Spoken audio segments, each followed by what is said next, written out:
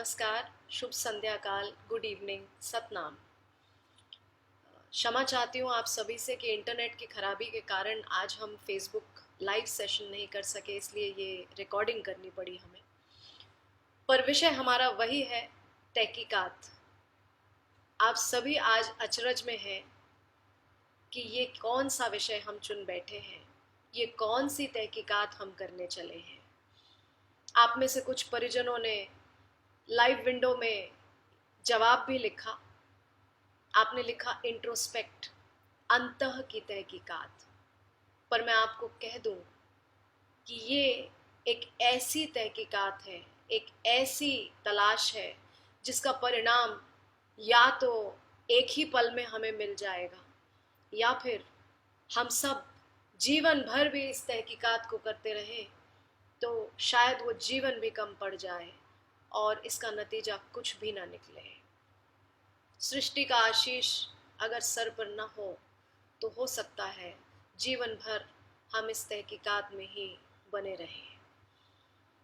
बहुत ज़्यादा समय न लेते हुए आपको बता दूं, ये तलाश, ये तहकीकात, ये खोज है ईश्वर की, ईश्वर के अस्तित्व की, जिसे या तो हम अकारण ही स्वीकार कर लेते हैं या बिना किसी कारण नकार देते हैं। अब आप ये सवाल करेंगे कि भला ये कौन सी बात हुई, हमें तो मालूम है कि ईश्वर सर्वव्यापी है, सर्वशक्तिमान है, सर्वस्व है। हम सभी ईश्वर के प्रति प्रेम समर्पण की भावना रखते हैं, हम सभी ईश्वर का गुणगान करते हैं। तो फिर ये ईश्वर की तहकीकात कैसी? आज मैं आपके सामने एक तथ्य रखना चाहती हूं कि कोई भी सत्य, वो कोई भी सत्य होने दीजिए, वो किसी न किसी आधार पर, अनुभव पर केंद्रित होता है। पर ये एक सत्य, ईश्वर का सत्य, ऐसा सत्य है जिसे हम जीवन में या तो धर्म के अनुसरण के कारण या किसी परंपरा के कारण या समाज के कारण हम सत्य मान बैठते हैं। हम ईश्वर का नाम स्मरण भी करते हैं, पूर्ण श्रद्धा के साथ नमन भी करते हैं, अपने आप को भक्त भी कहते हैं, पर शायद उस ईश्वर तत्व को हम किसी से न शब्दों में, न एहसास के केंद्र से, कहीं से भी उस ईश्वर तत्व को नहीं कह पाते हैं। और श्रद्धा अपने आप में एक ऐसा भाव है जो हम सबको एक वेग के साथ अपने साथ बहाकर ले चलती है। तो श्रद्धा हम सभी में होती है, हम सभी उस ईश्वर के प्रति श्रद्धा रखते हैं, अनुष्ठान करते हैं, पूजा अर्चना सभी कुछ करके भी एक ऐसे भक्त के रूप में भी ढल जाते हैं। फिर भी कहीं ना कहीं उस ईश्वर के सत्य को जब बयान करने का समय आता है तो कहीं हम थोड़े से छोटे पड़ जाते हैं। और सत्य यही है कि विश्वास जो किसी भी केंद्र पर आधारित ना हो वो अधूरा है। और यदि हमने ईश्वर का अनुभव किया हो तभी वो सत्य पूरा है। तो हर तर्क और वितर्क के पार ईश्वर तत्व को खोजना, उसकी तहकीकात करना मैं समझती हूँ उचित है, आवश्यक है। ये तहकीकात हम सभी को करनी चाहिए। इंद्रियों के सुखों के चलते हम सभी एक दौड़ में लगे हैं।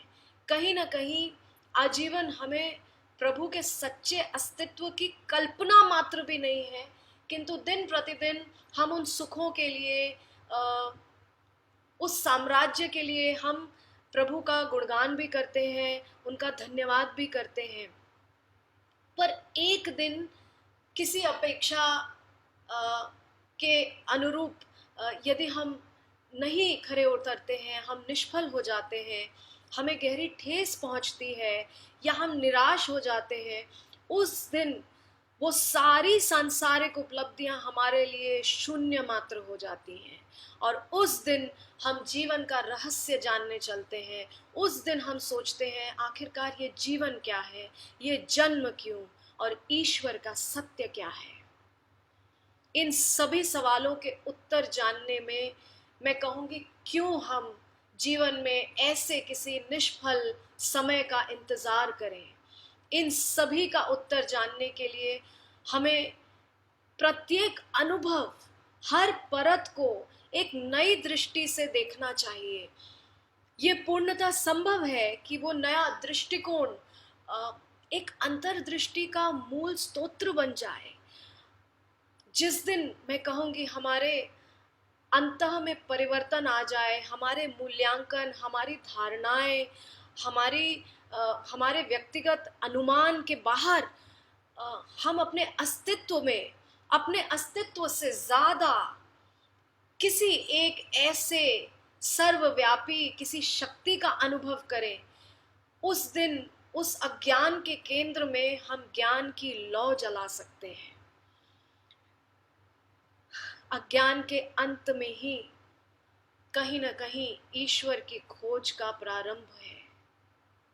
तो चलिए आज हम सभी इस नई यात्रा पर चलते हैं, इस नई खोज के लिए निकलते हैं, जिसमें या तो हम उस ईश्वर को पा लेंगे या उस ईश्वर की खोज में अपना जीवन समर्पित कर देंगे। इस तहकीकात के अगले चरण में हम सभी अपने अपने सूत्रों को साथ मिलकर गूंथेंगे एक माला की तरह, और उस ईश्वर तत्व की, उसके सत्य को हम निर्धारित करेंगे अपने शब्दों में, अपने भावों में, अपने अनुभव में। तब तक के लिए नमस्कार।